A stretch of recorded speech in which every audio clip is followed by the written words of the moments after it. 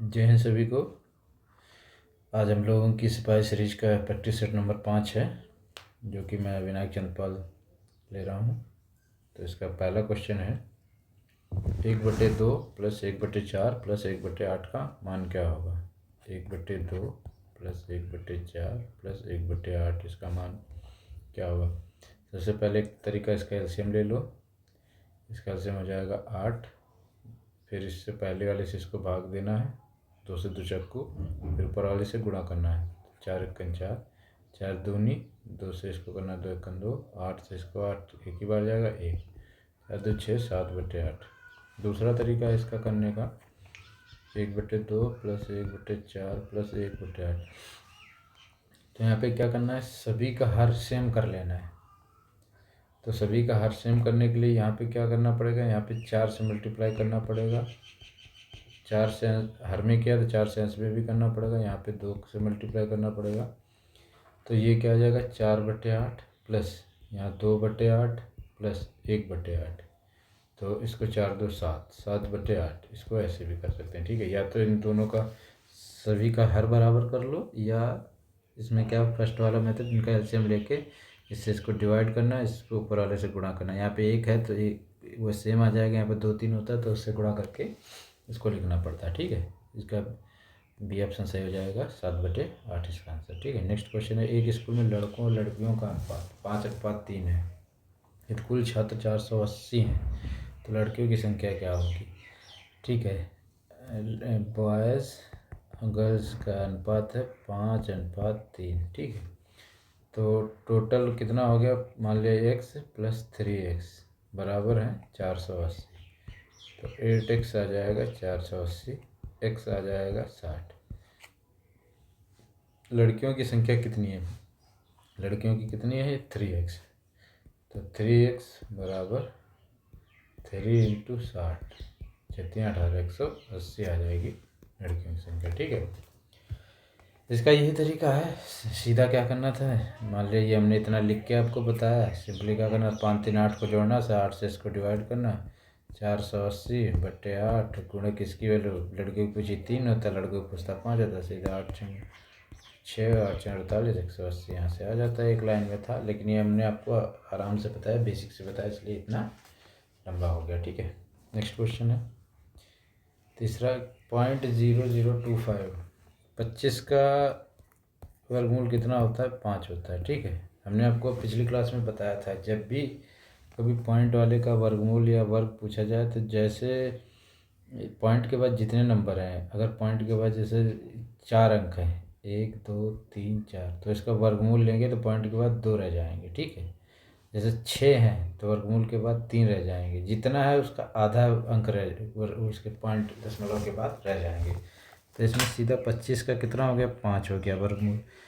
कितने अंक है दशमलव के बाद 4 हैं, तो दशमलव के बाद 2 कितने अंक रहेंगे 2, तो 2 लाने के लिए इससे पहले एक 0 लगा लेंगे, उसके बाद दशमलव लगा, तो 0.05 इसका आ जाएगा, ठीक है। नेक्स्ट क्वेश्चन है, एक कार 72 किलोमीटर प्रति घंटे की रफ्तार से 5 घंटे में कितनी दूरी तय करेगी। सिंपल सवाल है, चाल बराबर दूरी बटे समय, ये फार्मूला हमको याद रखना चाहिए, ठीक है। तो दूरी क्या आ जाएगी, दूरी बराबर चाल गुणे समय, ठीक है। तो चाल इसकी कितनी 72 और 5 10 35 36 360 किलोमीटर इसकी डिस्टेंस आ जाएगी, दूरी आ जाएगी, बी ऑप्शन से। कुछ नहीं था, सीधा इसको दूरी बराबर हो तो चाल इंटू समय, 72 से इसको 5 से गुणा कर देना था, 5 में 10 5 तो 35 36 360 आ जाता है। एक मन में आप करके इसको टिक कर सकते थे, मैंने आपको इसलिए बताया ताकि समझ आए कि कैसे होगा ये, है ना। 15% की छूट देने के बाद एक शर्ट 680 में बेची गई, शर्ट का अंकित मूल्य क्या हो गया। अंकित मूल्य मार्क, जैसे कोई चीज़ हम लेने जाते हैं तो उस पर क्या करते हैं, एमआरपी देखते हैं कि मार्क प्राइस कितना है, फिर उस पर कहते हैं इस पर कितनी छूट मिलेगी। तो छूट मिलने के बाद जितने की वो देता है उतने दुकानदार के लिए सेलिंग प्राइस हो जाता है, ठीक है। तो जैसे यहाँ पे 15% की छूट दी, मान लिया 100% था किसी चीज़ का, उस पर उसने 15% की छूट दे दी, तो हमको कितने की थी, 85% की दे दी। 85% की 85% में बेच दिया, तो बेची कितनी एक्चुअल में 680 की। तो 680 की वैल्यू है 85, और हमसे पूछा कितना, अंकित मूल्य। अंकित मूल्य कितना है, ये 100% है, ये MRP है, ये SP है और ये छूट है। तो MRP 100% की वैल्यू हमको निकालनी है। 85 से इसको 17 चक्कू 17 पच्चे 5 अट्ठे, तो इसका 800 रुपये MRP आ जाएगा। ये ऑप्शन। तीसरा ये है कि 15% की वैल्यू, फ्रैक्शन वैल्यू क्या होगी, 3/20। ठीक है, 5 से इसको काट दो, 5 3 और 5 से इसको 20 पंचे 100 हो जाएगा। ठीक है, तो ये 20 इसका MP है, उस पर 3 की छूट दी गई। बेची कितनी की गई, तो उसके 17 रुपये की बेची गई। 17 रुपये की ये सेलिंग प्राइस हो गया, SP हो गया। ठीक है, तो बेची एक्चुअल में कितने की गई, 680 की। 17 की वैल्यू कितनी हो जाएगी, 680/17 बराबर, इसको लिख लेंगे, पूछा कितने किया, MRP पूछा कि 100%, मतलब कि 20। MRP यहाँ पे कितना 20 है, तो 20 की वैल्यू कितनी होगी, मान लिया X है, इसको वो कर लो, 17 चक्कू और 17 चक्कू 68, 40 आ जाएगा, और ये 4 दूनी 8, X बराबर 800 आ जाएगा। ठीक, ऐसे भी कर सकते हैं, इसके 2 तरीके हैं। इसका कितना, ए ऑप्शन इसका सही है। ठीक है, नेक्स्ट क्वेश्चन है, प्रथम 10 सम संख्याओं का औसत क्या होगा। तो प्रथम सम संख्याओं, ये तो 10 संख्याएं दी हैं, जैसे ये तो नॉर्मल है, आप जोड़ सकते हो 2 4 6 8 10, 2 मतलब 10 तक संख्याएं 20 तक आ जाएंगी। ठीक है, ऐसे जोड़ सकते हो, जैसे 2 4 6 डट डट डट करके 10 संख्याएं, तो 20 तक आ जाएगा। ठीक है, लेकिन इसको जोड़ने का तरीका क्या है, एक समांतर श्रेणी सुना होगा आपने, उसका क्या होता है कि उसका फॉर्मूला होता है सम करने का, SN/2 2A + N-1 × D, ये होता है।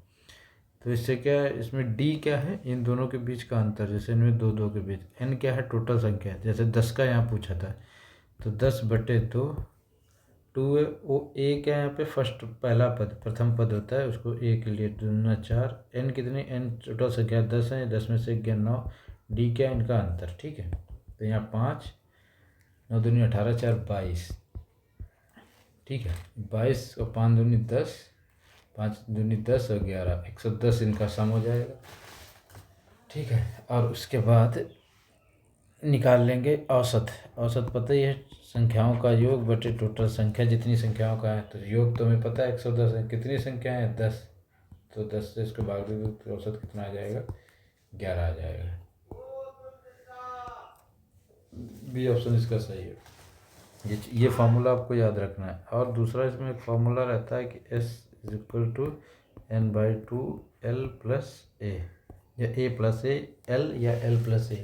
इसमें क्या रहता है कि किसी उनके बीच में अगर D का मान नहीं है, मतलब कि 1 2 लगातार संख्याएं दी 1 से 10 तक, 1 से 20 तक, तो सिंपली ये फार्मूला लगा के हम उसका सम निकाल देते हैं। और जब भी कोई अंतर दिया है, फिक्स अंतर दिया, जैसे सम संख्या हो गई, विषम संख्या, उनके बीच जैसे 5 का मल्टीपल हो गया, 3 का मल्टीपल हो, ऐसी संख्याएं दी होती ना, तो उनके बीच फिक्स रहता है। जैसे 3 का मल्टीपल से बोला 100 तक की, 3 से मल्टीपल 100 तक की संख्याओं का योग कितना है, या 3 से मल्टीपल 100 तक संख्याओं का औसत कितना है, तो हमको क्या करना पड़ेगा, 3 3 के गैप में लिख लेना पड़ेगा, जैसे 3 6 9 जहाँ तक पूछेगा उतना। ठीक है, तो यहाँ पे क्या अंतर दिया है, यहाँ पे गैप है 3 3 का, तो D की वैल्यू 3 हो जाएगी। वही करके जितनी नंबर दिए हो उतने का इस फार्मूले में रख के निकाल लेंगे। ठीक है, अगर कोई गैप नहीं दिया हो, जैसे 1 2 3 4 इस टाइप में कंटिन्यू संख्या दी, 100 तक दी, 50 तक, तो सिंपली इसमें N जैसे 50 संख्या है, तो N का 50 वैल्यू हो जाएगी। पहला पद 1 है जैसे इसमें, तो 1 हो जाएगा। लास्ट पद मतलब 50 तक है, तो 50 50 + 1 51, और 50/2 25 है, क्या मल्टीप्लाई कर दे, वही सम आ जाएगा। ठीक है, नेक्स्ट क्वेश्चन है, X/45 समानुपात 5/9 का हो तो X का मान क्या होगा। X रेशियो है 45 के साथ, रेशियो 5/9। ठीक है, तो X/45, इसको ऐसे भी लिख सकते हैं 5/9। ठीक है, तो यहाँ से 9 से इसको 5/45 और इसकी इससे मल्टीप्लाई हो जाएगा, X की वैल्यू आ जाएगी 25।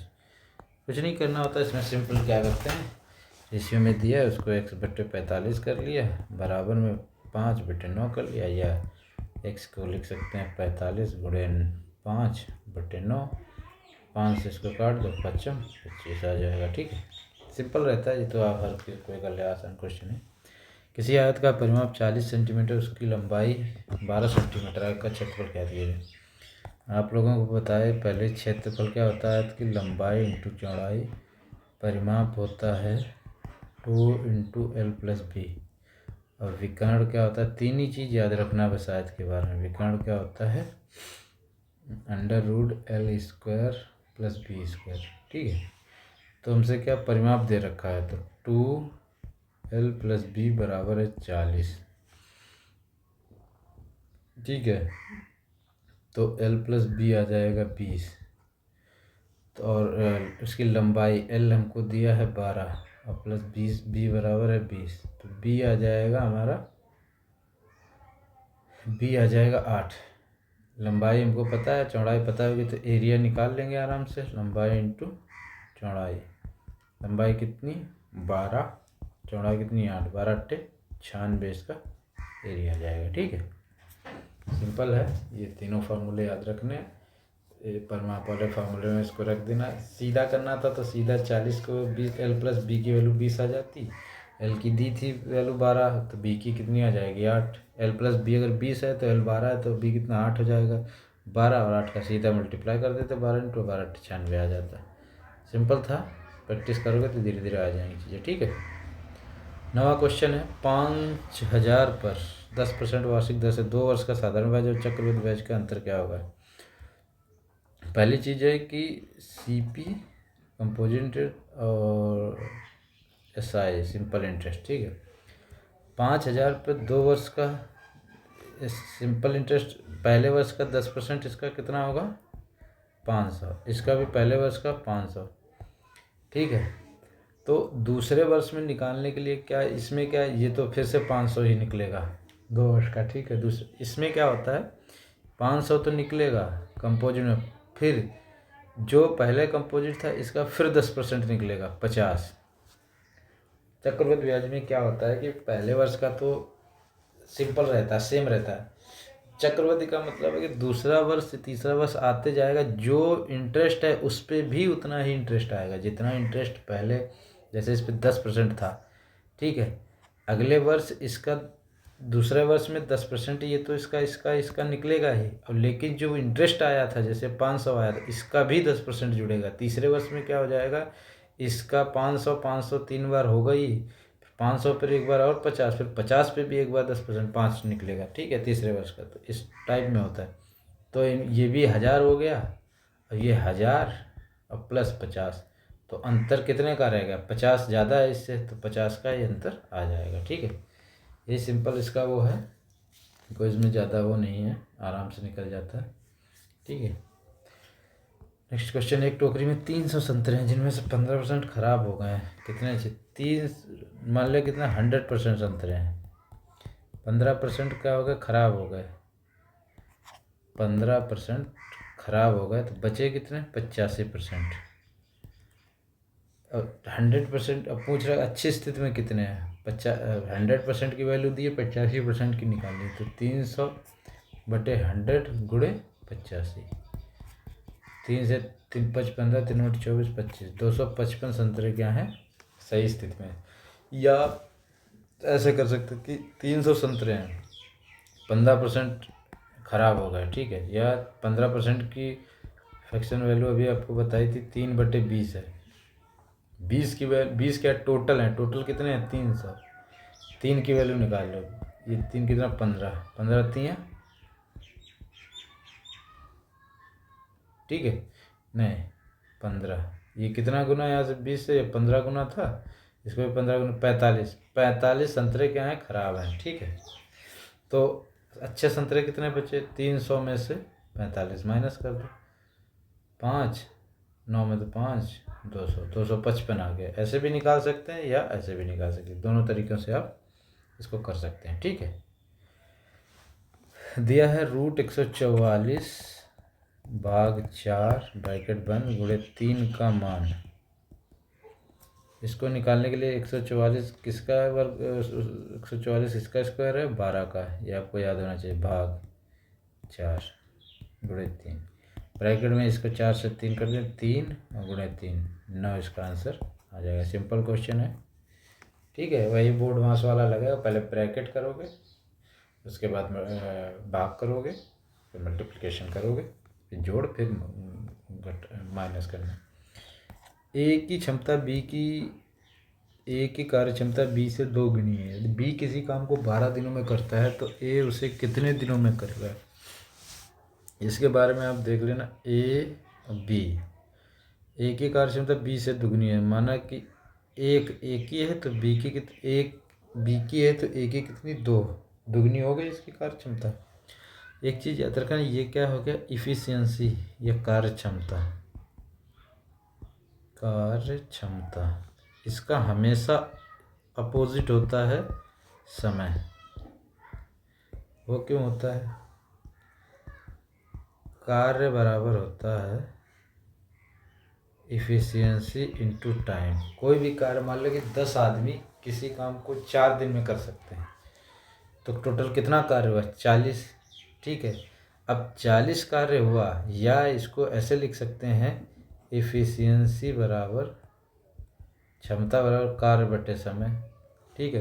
तो यहाँ से ई, अगर ये व्युत्क्रमानुपाती 1/t, अगर टी को बढ़ाएंगे तो ई का मान कम होगा, और टी को घटाएंगे तो ई का मान बढ़ेगा, ठीक है। ये चीज़ याद रखना है हमेशा।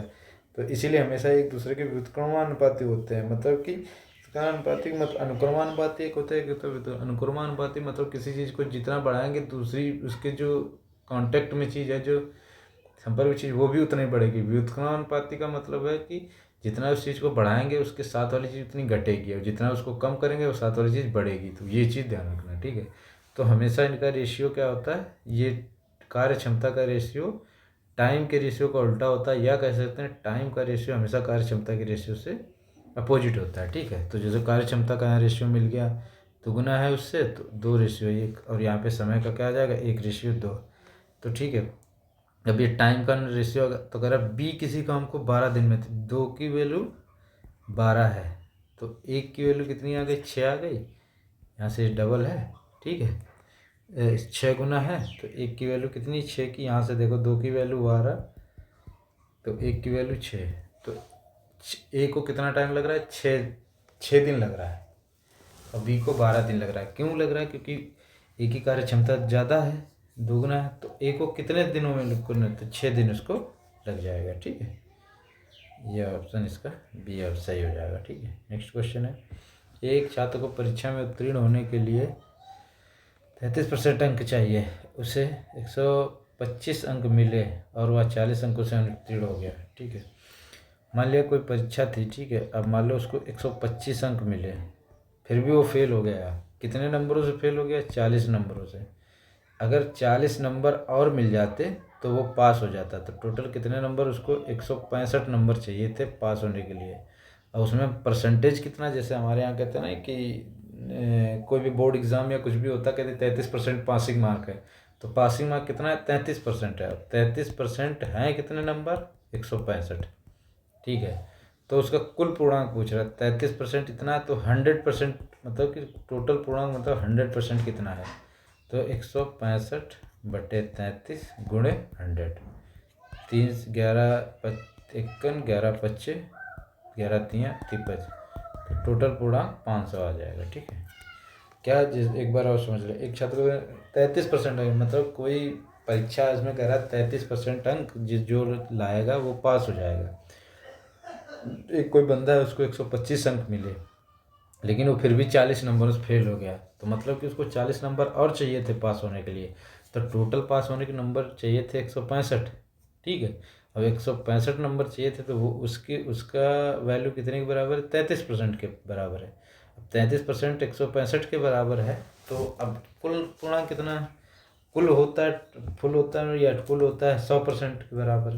परसेंटेज में हमेशा 100% फुल है, किसी भी उसके लिए 100% है ना, ये चीज़ 100% मतलब कंप्लीट है, फुल है, इससे ज़्यादा कुछ नहीं, पूरा है। तो कुल पूर्णांक मतलब 33% अगर इसकी वैल्यू, तो यहाँ से हमको 100% की वैल्यू निकालनी है। 165 बटे 33 गुणे 100 बराबर 500 आ जाएगा, ठीक है। 1 से 50 सभी संख्याओं का योग, 1 2 3 4, अभी आप लोगों को बताया था 50। सिंपल सा फॉर्मूला होता है n/2 पहला पद आखिरी पद, ठीक है। कितने बोला? 50 पद, 50/2, पहला पद क्या है 1, आखिरी पद क्या है 51, 25 गुणे 51, ठीक है। 25 51 25, 25 25 125 और 2 27, 1275 इसका आंसर आ जाएगा। इसमें कुछ नहीं है, सिंपल सा फॉर्मूला आपको याद रखना है।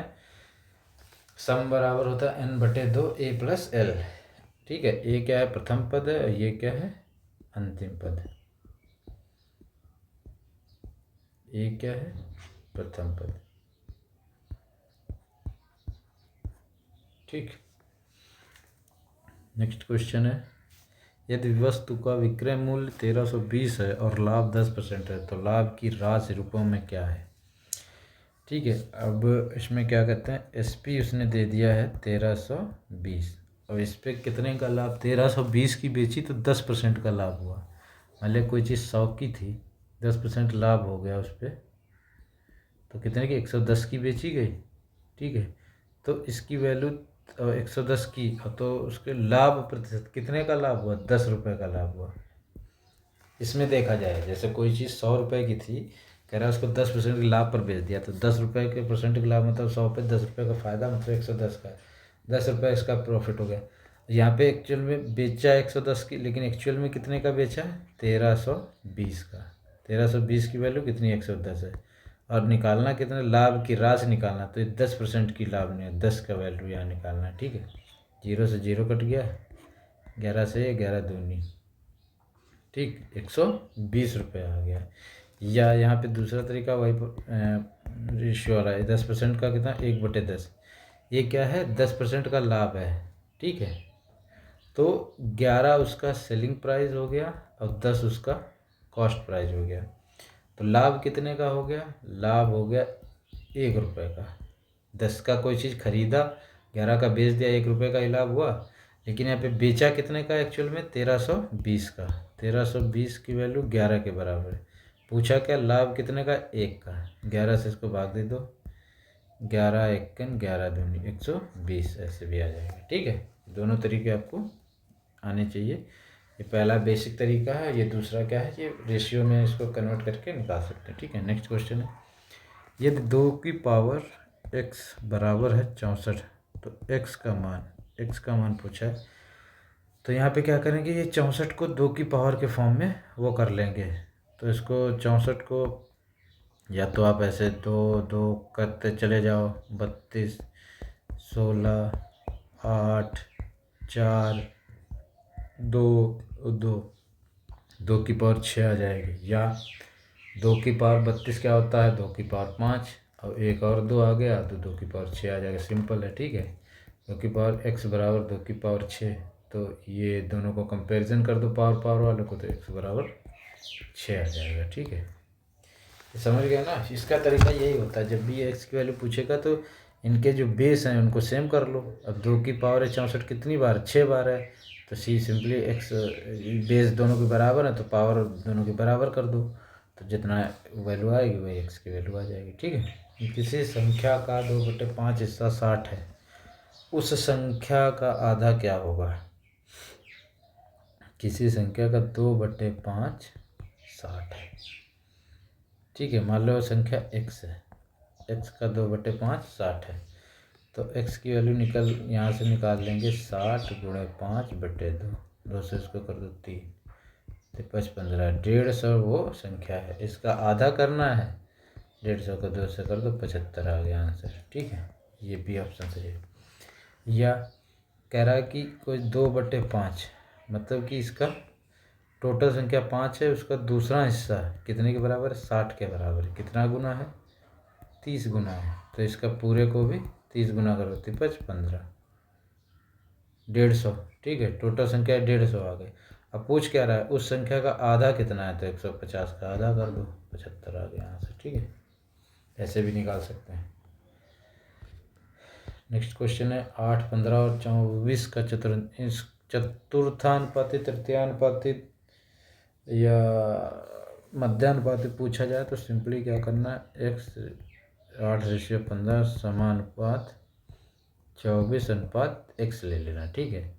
इसके तरीका अब 8/15 बराबर इसके समानुपात के यहाँ पे बराबर का निशान ले लेते हैं 24/x, ठीक है। अब यहाँ से 8 से इसको काट दो, 8 तियाँ इनकी मल्टीप्लाई हो जाएगी, 8 15 तियाँ 45, x की वैल्यू 45 आ जाएगा। यही इसका तरीका है, ऐसे इसको करना है, ठीक है। जब भी जैसे यहाँ पे तृतीय अनुपाती पूछ देता है, मान लो कहता तृतीय 8:15 समानुपात तृतीय अनुपाती पूछ देता x, तो यहाँ 24 आ जाता है। तो यहाँ भी 8/15 समानुपात के यहाँ पे 12 x/24 ऐसे आ जाता है। तो ये पॉइंट में आ जाता है आंसर, ठीक है। तो सिंपल यही तरीका है इसका, इस तरह से कर सकते हैं। नेक्स्ट है एक वर्ग का विकर्ण कितना सेंटी। वर्ग के बारे में पता ही है, जिसकी चारों भुजा बराबर होती हैं, ठीक है। ए इसका एरिया कितना होता है, a² परिमाप 4a और विकर्ण √2a, क्योंकि ये विकर्ण होता है इसका, ये 90 डिग्री होता है। ए ये क्या हो जाएगा पाइथागोरस से लगा के, तो ये क्या हो जाएगा a² + a², ये भी है तो 2a², जब इसका वर्गमूल लेंगे तो √2a आ जाएगा, ठीक है। तो √2a की वैल्यू है 10√2, √2 से √2 कट गया, a बराबर आ गया 10, इसकी भुजा आ गई। तो क्षेत्रफल क्या हो जाएगा, एरिया आ जाएगा a² भुजा स्क्वायर 10 का स्क्वायर बराबर 100, ठीक है। इसका आंसर आ जाएगा 100। समझ गए चीज़, इसका हमेशा याद रखेंगे। √2 कैसे आया, ये पाइथागोरस से लग जाए, ये यहाँ से कर्ण पर बना वर्ग बाकी दो भुजाओं पे बने वर्गों के योग के बराबर होता है, चीज़ याद रखना। अब ये वर्ग है, तब ये भी है तो इन पे बना वर्ग a² और कर्ण पे तो 2a², और जब इसका भुजा का वो निकालेंगे तो इसका √रूट ले लेंगे तो √2a आ जाएगा, ठीक है। नेक्स्ट क्वेश्चन, सबसे छोटी संयुक्त संख्या कौन सी। अब संयुक्त संख्या के बारे में जान लो। कंपोजिट नंबर वो प्राइम नंबर, मतलब जितनी अभाज्य संख्या है, अभाज्य संख्या जितनी है उनको छोड़कर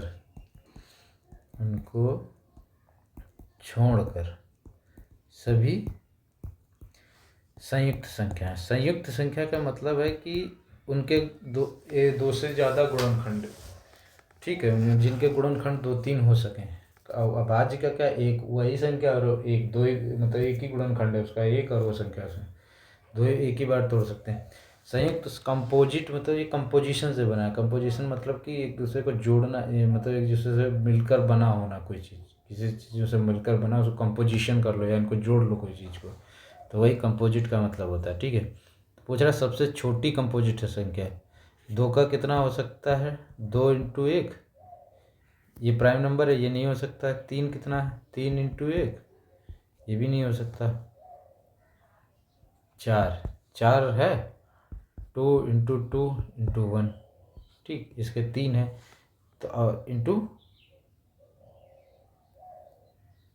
1, इसके 4 वो हैं, 3 वो हैं, 1 2 और 4 स्वयं, ठीक है। इसके 3 गुणनखंड वो 3 पार्ट में टूट सकते हैं, 4 1 2 और 4 में, ठीक है। तो ये सबसे छोटी 4 हो जाएगी इसकी कंपोजिट संख्या, ठीक है। इसके बाद जितने भी 5 होगा, जैसे ये तो 5 क्या हो जाएगा, ये तो वो प्राइम नंबर हो जाएगा। जैसे 6 है, 6 को क्या 2 3 5 6, इसमें लेकिन सबसे छोटी पूछा है तो 6, सबसे छोटी हमारे पास 4 ही है, इसके 3 टुकड़े होंगे और ये सबसे छोटी भी है, ठीक है। तो ये आज की क्लास रही। आई होप आप लोगों को अच्छे से समझ आएगी। जिसको कोई भी कैसा भी डाउट हो वो आप मेरे से पूछ सकता है कमेंट बॉक्स में कमेंट करके, ठीक है।